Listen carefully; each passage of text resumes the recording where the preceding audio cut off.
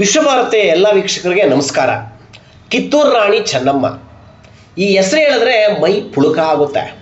ಇವರು ನಮ್ಮ ಕನ್ನಡ ನಾಡಿನ ಹೆಮ್ಮೆಯ ಪ್ರತೀಕ, ಧೈರ್ಯ, ಸ್ವಾಭಿಮಾನ ಮತ್ತು ದೇಶ ಪ್ರೇಮದ ಪ್ರತಿರೂಪ.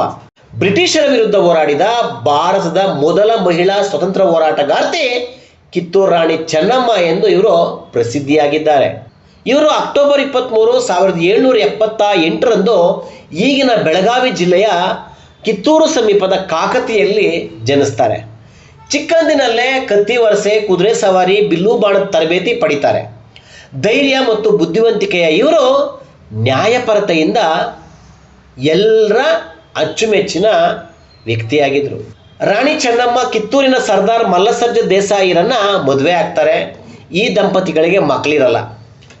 ಪತಿಯ ನಿಧನದ ನಂತರ ದತ್ತುಪುತ್ರ ಶಿವಲಿಂಗಪ್ಪರನ್ನ ರಾಜನಾಗಿ ನೇಮಿಸ್ತಾರೆ. ಆದರೆ ಬ್ರಿಟಿಷರು ದತ್ತು ಮಕ್ಕಳಿಗೆ ಹಕ್ಕಿಲ್ಲ ಎಂಬ ಕಾನೂನು ಜಾರಿಗೆ ತಂದು ಶಿವಲಿಂಗಪ್ಪನನ್ನ ರಾಜ ಅಂತ ಒಪ್ಪಿಕೊಳ್ಳಲ್ಲ. ಇದರ ವಿರುದ್ಧ ಕಿತ್ತೂರು ರಾಣಿ ಚೆನ್ನಮ್ಮ ಹೋರಾಟ ನಡೆಸಬೇಕಾಗುತ್ತೆ. ಬ್ರಿಟಿಷರು ಹೇಗಾದ್ರೂ ಮಾಡಿ ಕಿತ್ತೂರನ್ನ ವಶಪಡಿಸ್ಕೊಳ್ಬೇಕು ಅಂತೇಳಿ ಪ್ರಯತ್ನ ಪಡ್ತಾರೆ. ಇದಕ್ಕೆ ವಿರೋಧವಾಗಿ ರಾಣಿ ಚೆನ್ನಮ್ಮ ಕ್ರಿಸ್ತಶಕ 1810 ಮತ್ತು 1824ರ ಮೊದಲ ಯುದ್ಧಗಳಲ್ಲಿ ಜಯ ಗಳಿಸ್ತಾರೆ.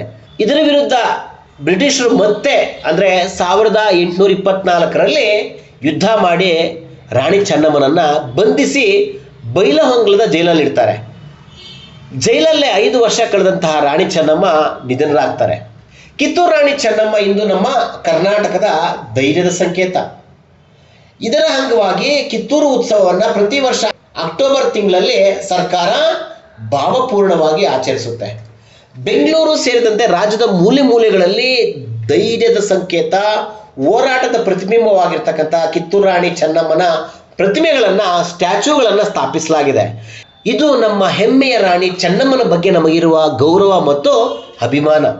ನೀವಿನ್ನು ವಿಶ್ವಭಾರತಿ 24 ಚಾನಲ್ನ ಸಬ್ಸ್ಕ್ರೈಬ್ ಮಾಡ್ಕೊಳ್ಳಿಲ್ಲ ಅಂದರೆ ಸಬ್ಸ್ಕ್ರೈಬ್ ಮಾಡ್ಕೊಳ್ಳಿ. ನಮ್ಮ ವಿಡಿಯೋ ಕಂಟೆಂಟ್ ಇಷ್ಟ ಆದರೆ ಲೈಕ್ ಮಾಡಿ, ಶೇರ್ ಮಾಡಿ.